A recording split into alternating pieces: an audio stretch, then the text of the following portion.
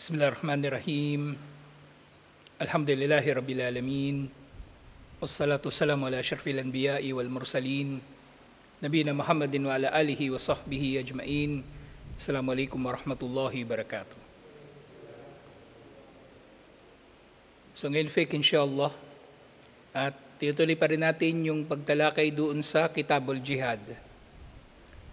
Yung ang jihad, ito yung paglalaan ng lakas at husay laban sa mga hindi mananampalataya. So ganito natin siya inuunawa. Na ito nga ay laban sa mga hindi mananampalataya. Bagaman may sinasabi yung mga scholar na jihadun nafs o jihadul shaitan, jihadul fusaq wal munafikin, ang mga ito ay tinutukoy na jihad bilang jihad sa konteksto ng pagsusumikap. Laban sa mga ito. Laban sa pagnanasa ng ating mga sarili, laban sa bulong ni Satanas, at laban sa pamiminsala ng mga makasalanan at ng mga munafik sa lipunan ng mga Muslim. Pero kapag jihad per se ang tinutukoy lang, siya lang mismo, ito ay automatically tumutukoy sa jihadul kuffar. Ito ay tumutukoy sa jihadul kuffar. At ang mga aya sa Quran na tinutukoy dito yung jihad. Halimbawa, bagaman hindi tinutukoy dito yung salitang jihadu fi sabilillah.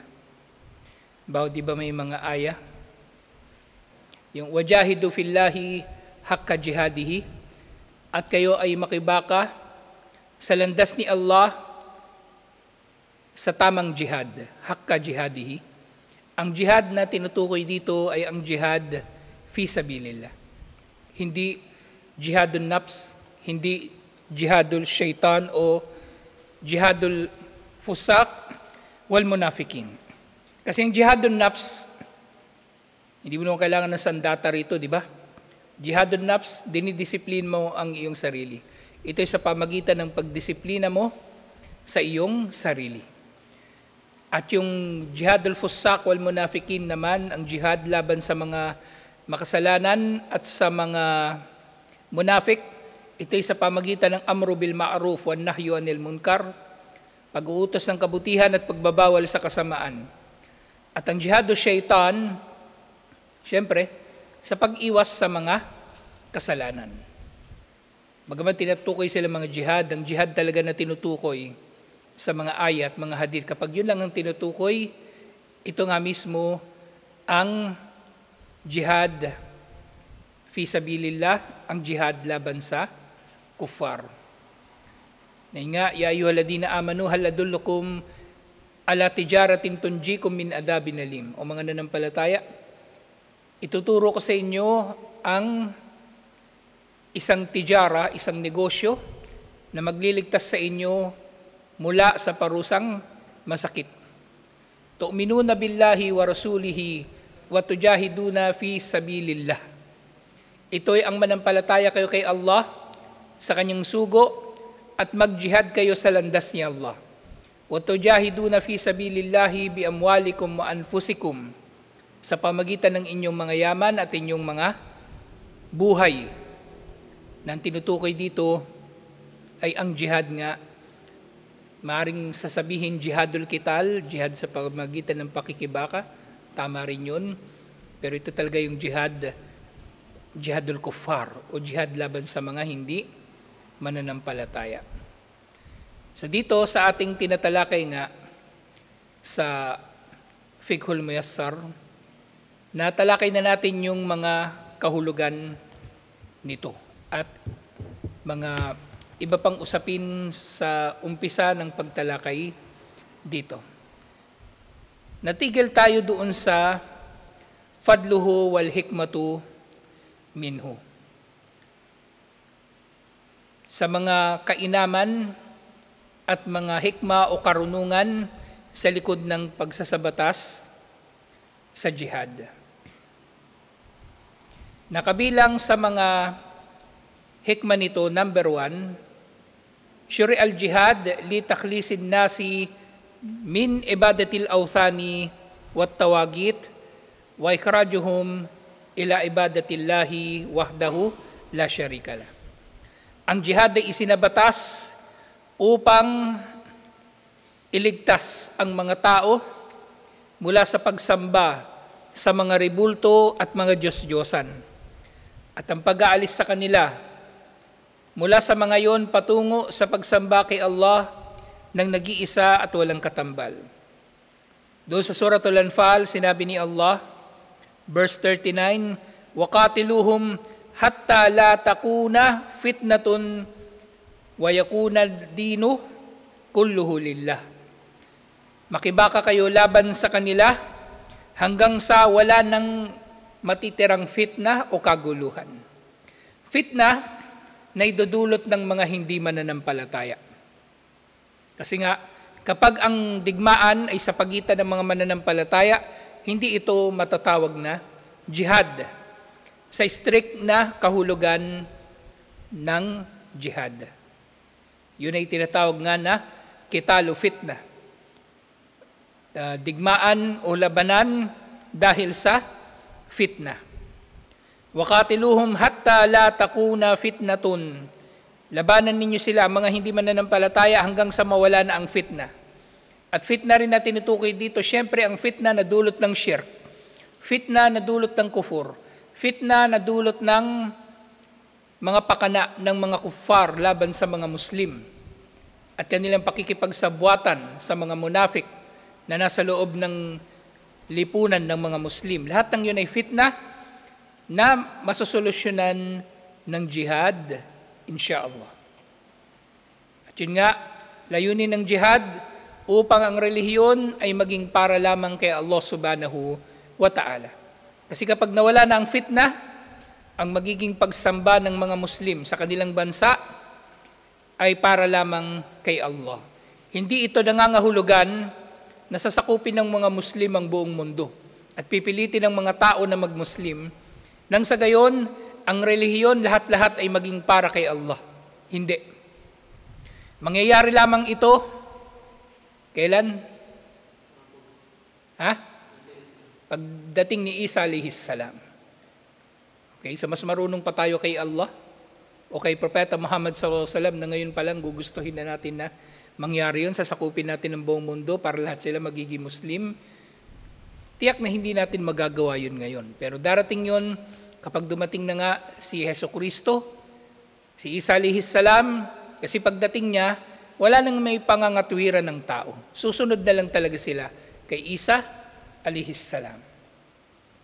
At yun nga, pangalawa, kama syuri'a li izalatid dhulm wa i'adatil huquq ila ahliha. Ang jihad ay isinabatas upang alisin ang kawalang katarungan at ibalik ang mga karapatan sa mga nagmamay-ari nito. Kung ang jihad ay magdudulot na maalis ang mga Muslim bilang halimbawa laban sa pang-aapi ng mga hindi mananampalataya, maaaring ideklara ang jihad sa ganitong kadahilanan.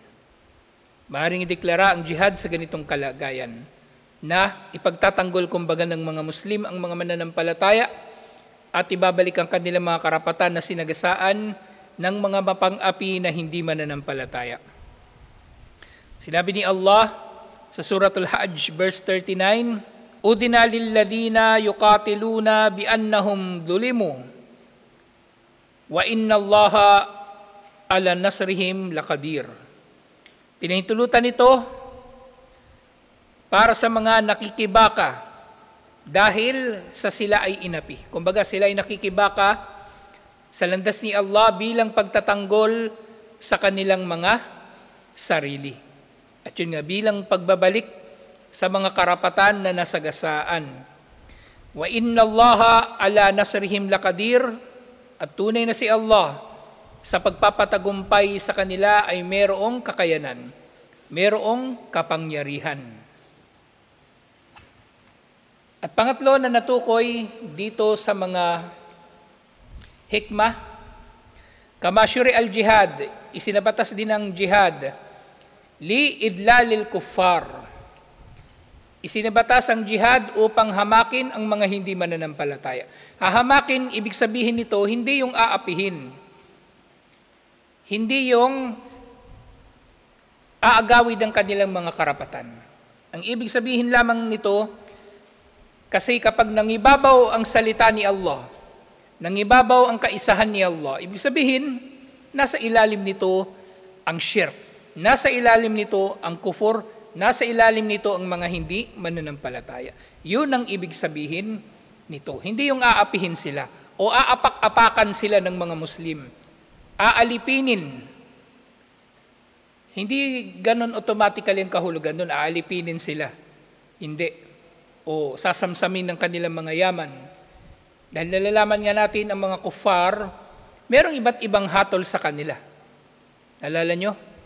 Depende sa uri ng kuffar kung ano sila. Unang-una, yung mga muharibin, yung mga kalaban talaga na kuffar. So kapag natalo sila ng mga Muslim, pwede silang alipinin. At unang-una, syempre, pwede silang digmain. Kasi dinidigma nila ang mga Muslim. Dinidigma nila ang mga Muslim. Pwede tayong lumaban sa kanila, pwede natin silang salakayin, at pwede natin ipagtanggol din ang ating mga sarili kung sila ay sasalakay. O kaya meron silang ibang Muslim na sinalakay, so pwede rin tayong tutulong doon sa mga Muslim na yon para ipagtanggol ang sarili nila. At digmain yung mga hindi mananampalataya na yon, muharibin. At syempre naroon yung mga dhimmi, at ang lahat ng tatlong ito ay bawal na digmain. Yung mga dhimmi, mga hindi Muslim na nasa ilalim ng pangangalaga ng estado na Muslim. Pangalawa, yung mga musta'min, silang mga hindi Muslim na pinoprotektahan ng mga Muslim. Maaring nasa kalagayan na sila ay nasa yung katumbas ng asylum, kumbaga, na sila ay kinukupkup ng bansang Muslim, meron silang asylum dito. Hindi sila pwedeng pinsalain. At syempre, mga muahid, mga hindi Muslim na nasa kabilang estado, kumbaga, pero meron kasunduan na pangkapayapaan o alyansa sa pagitan ng mga Muslim at pagitan nila, hindi rin yun sasalakayin. So, ang jihad ay para hamakin o ibaba ang mga hindi mananampalataya. Pero hindi ito nangangahulugan na hamakin sila sa kahulugan na aalipinin sila basta-basta, hindi ganoon. O kaya ay aapihin sila, hindi ito ang kahulugan nito. Ito ay nangangahulugan lamang na pangingibabawin sa kanilang batas ni Allah. At sila ay, kumbaga, bababa, ibig sabihin magko-comply, susunod sa batas ni Allah. At gayon din, wa irgamu unufihim. Irgamu unufihim sa kahulugan din ng paghahamak.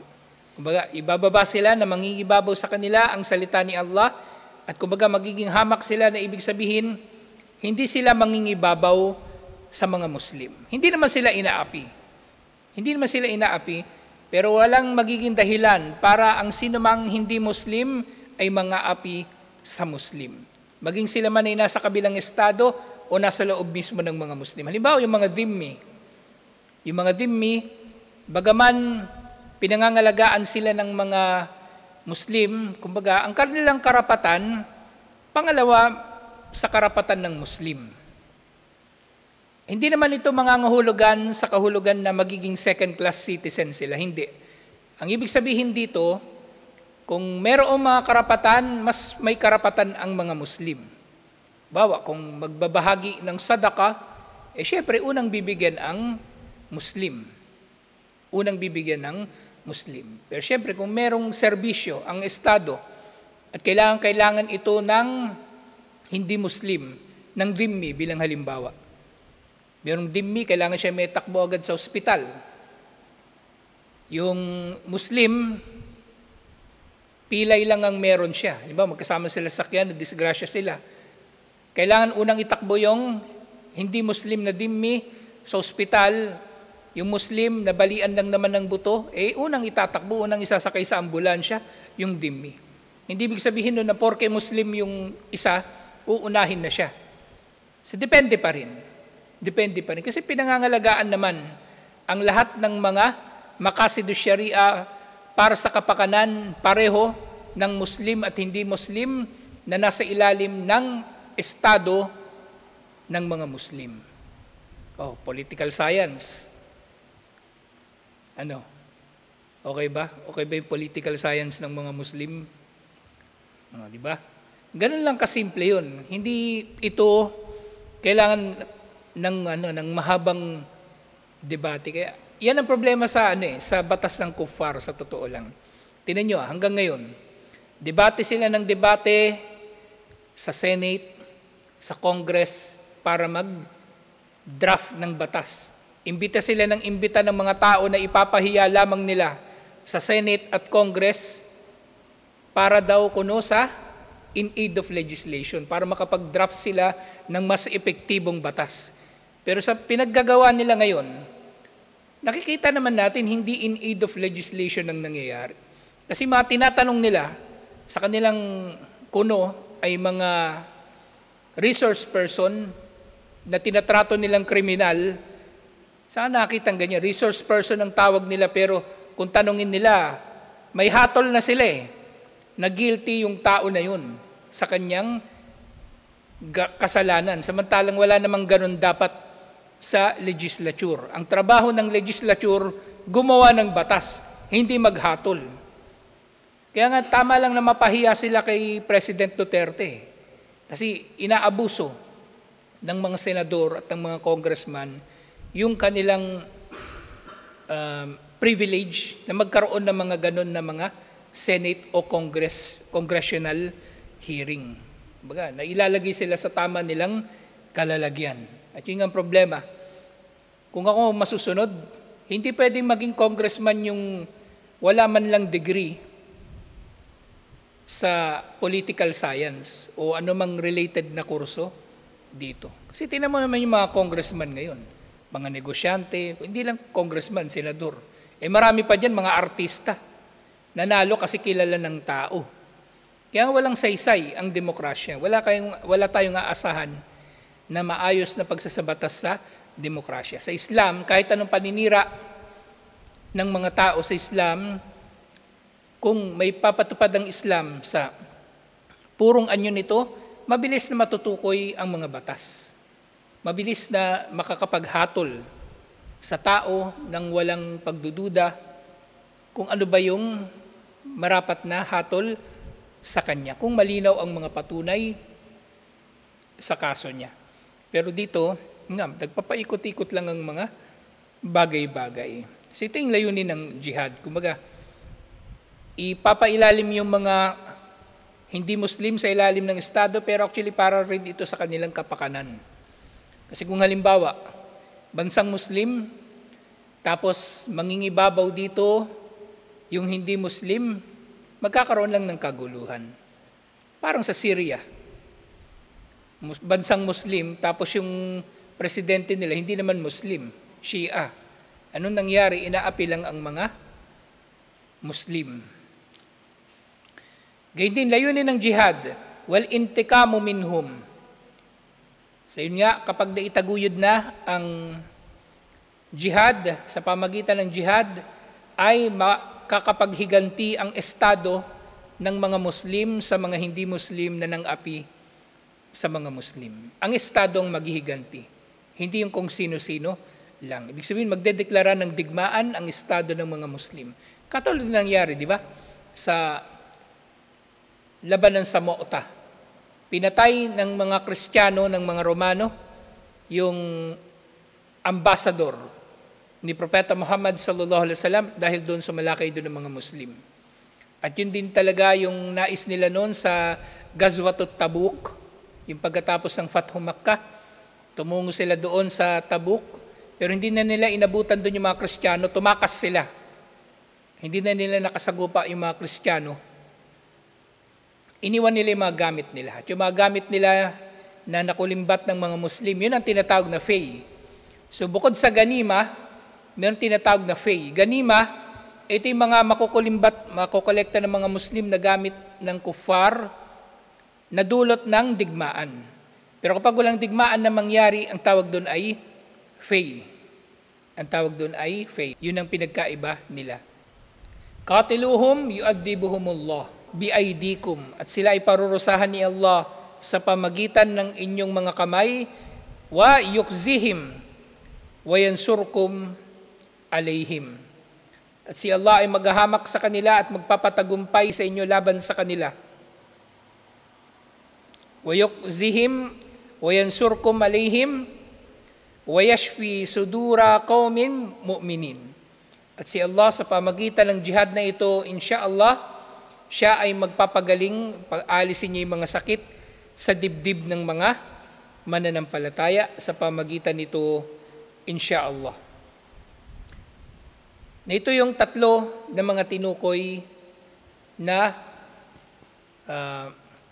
kainaman ng jihad. Pero marami pang ibang mga kainaman ng jihad actually, at marami ang mga natutukoy sa mga hadith. Kaya mula rito, hindi muna natin kukunin itong sumunod na usapin, yung hukom at dalil dito, kasi isisingit natin from time to time yung Kitabul Jihad naman doon sa Riyadus Salihin, inshallah. Kasi marami pa tayong mga aral na makukuha mula roon. Sing Riyadus Salihin, sa sinabi ko na sa inyo, merong kopya doon sa yung app, yung Hadith Collection. So, naka-download na ba kayo nun? So, tingnan nyo ngayon dyan. Tingnan nyo dyan. Tapos hanapin nyo doon sa baba, yung Riyadus Salihin. Merong nakasulat RS. Sa Riyadus Salihin. Tapos doon sa Kitabul Jihad nito, yung number 11. Number 11, the Book of Jihad. Meron naman niyang Arabic. Pindutin niyo lang yung Arabic niya na kulay blue, lalabas yung Arabic niya. So yan. Yung unang hadith dito, iniulat ito ni na Imam al-Bukhari at Imam Muslim mula kay Abu Huraira. Sinabi ni Propeta Muhammad sallallahu alaihi wasallam, o tinanong si Propeta Muhammad sallallahu alaihi wasallam, ayyil amali afdal? Ano ang pinakamainam na gawain? Sinabi ni Propeta Muhammad sallallahu alaihi wasallam, sagot niya, imanu billahi wa rasulihi. Ang pananampalataya kay Allah at sa kanyang sugo. Ito ang pinakamainam na gawain. Pero titingnan nyo, gawain ba ito? Imanu billahi wa rasuli. Gawain ng puso. So gawain pa rin, di ba? Kasi baka sabihin ng pilosopo, paanong gawain yun? Hindi naman kinikilos yung katawan. Primarily, gawain yun ng puso. At ang a'malul qulub ay mas mahalaga actually sa a'malul badan. Kasi ang a'malul badan, ang ugat nito ay dapat nasa puso. Kasi kung meron kang a'malul badan, wala ka namang a'malul qalb, munafik ka. Ang Islam ay ipinapakita mo lang sa mga tao, pero wala naman ugat sa iyong puso. Eh, siyempre, maaari rin itong mga hulugan ng iman na ito kay Allah at kay Propeta Muhammad sallallahu alaihi wasallam, siyempre, isinasabuhay din ng katawan. Kasi anong ibig sabihin ng iman? Qaulun bil lisan, wa tasdikun bil janan, wa amalun bil arkan. Pananalita sa pamagitan ng dila, pagpapatotoo sa pamagitan ng puso, at pagkilos sa pamagitan ng katawan. Bandang huli, ganun pa rin. May kinalaman pa rin ng katawan. At nagtanong muli yung tao, thumma mada, pagkatapos nito ano? Qala al-jihadu fi sabilillah. Matapos ang pananampalataya, sumunod na pinakamahalaga o pinakamainam na gawain ang jihad sa landas ni Allah. Kila thumma mada? Qala al-hajjun madbrur. At pagkatapos ng jihad, aning pinakamainam? Ang hajj na tanggap. Ngayon, nabanggit imanu billah, di ba? Actually, ibig sabihin nito, mas mahalaga ang mag-aral kaysa sa mag-jihad. Mas mahalaga ang magsala kaysa sa mag-jihad. Mas mahalaga ang lahat ng mga pangunahing mga gawain sa Islam kaysa sa mag-jihad. Kasi dapat mong unahin yun. Kung di mo ginagawa yun, mag-jihad ka, walang kwenta. So dapat mong unahin ang dapat na unahin. Kasi nangyayari sa mga terorista, para sa kanilang nangyayari sa kanilang pangangaral, Ang Islam, puro jihad. Kahit wala ka ng ibang mga gawain, basta ikaw ay magjihad, papatay ka ng kuffar, magnanakaw ka sa kuffar, manggagahasa ka ng kuffar, okay na. Hindi ganon. Hindi ganon. Hindi puro jihad ang Islam. Meron ditong shahada, meron ditong sala, meron ditong zaka, meron ditong fasting, meron ditong hajj. At syempre mauuna lahat dito, al-ilmu qabla al-qawli wal-amal. Ang pag-aaral bago ka pa man magsalita o bago ka pa man gumawa.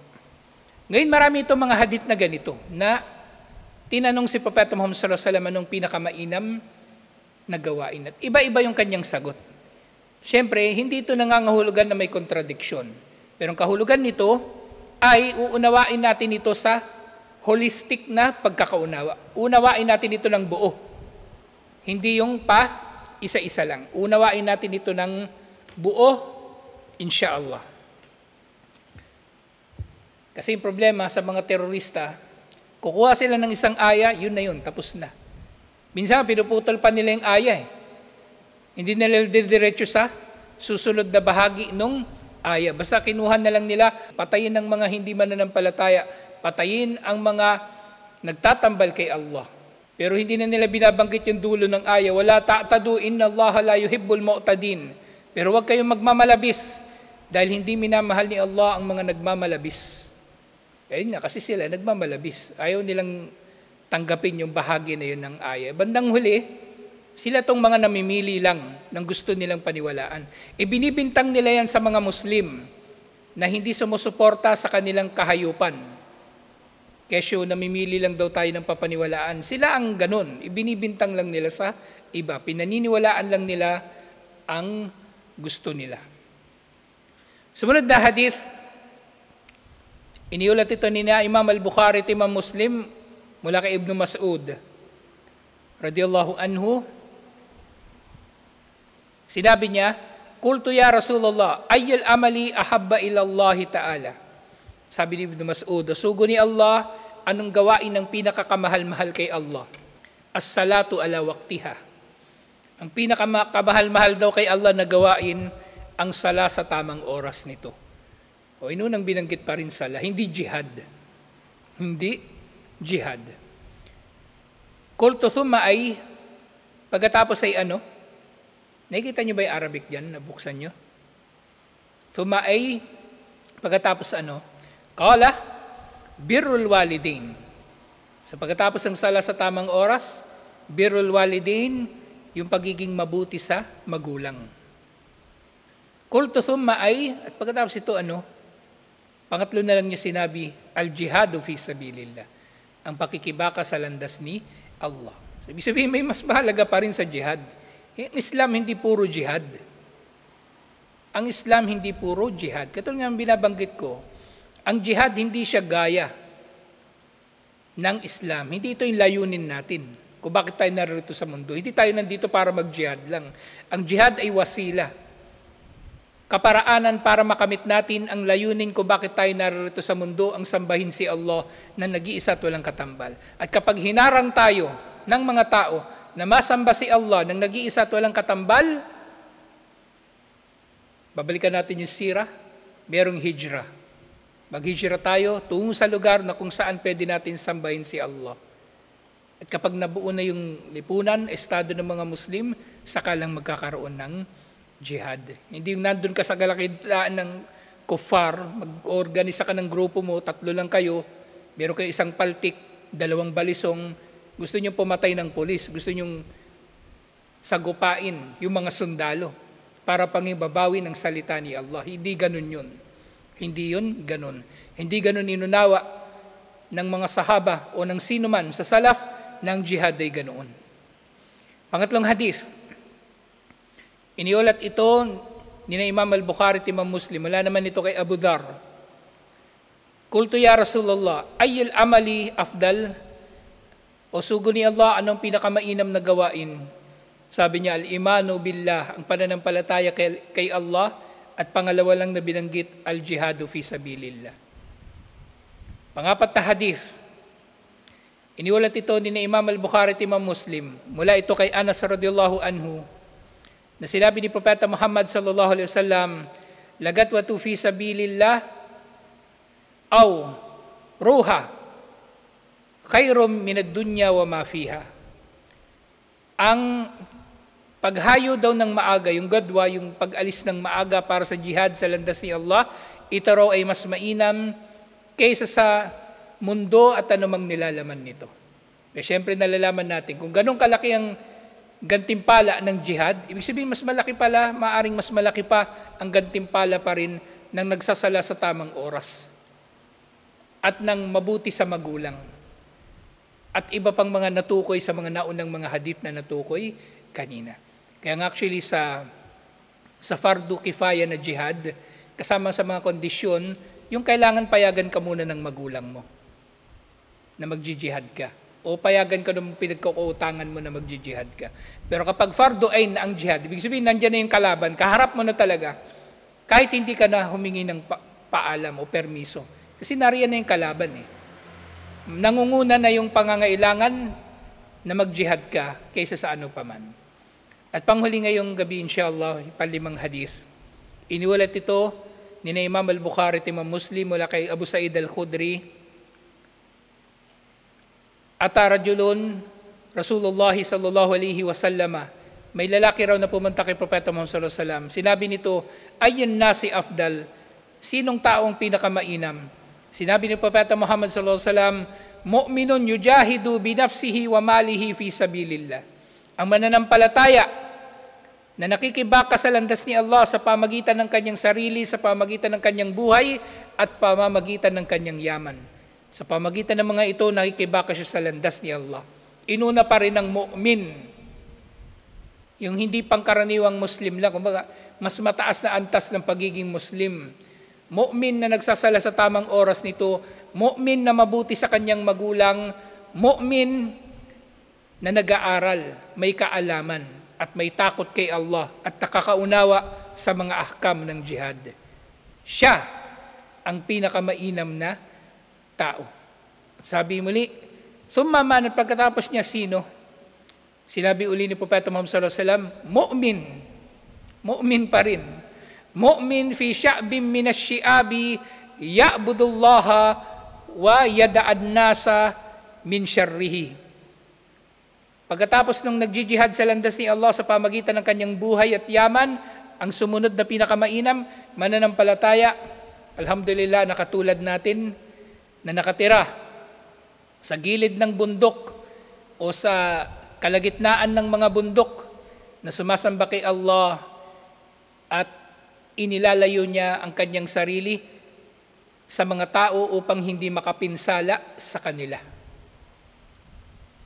Biruin niyo yan, may kabutihan pa rin pala. Kasi itong kambal, punta na kayo ng bayan eh. May kabutihan sa pagtira sa mga ganitong lugar, inshallah. Malayo kayo sa pinsala at malayo rin kayo sa pamiminsala, inshallah. So ito yung ilan sa mga kabutihan ng jihad. Yung number 6, next time na natin matatalakay kasi isisingit-singit natin ang lahat ng mga hadith na narito sa Riyadus Salihin doon sa Kitabul Jihad, inshallah sa pagtalakay natin. Kasi malaki ang maitutulong nito sa pag-unawa natin sa jihad, inshallah. So tutuloy natin ito inshallah next week. Assalamualaikum warahmatullahi wabarakatuh.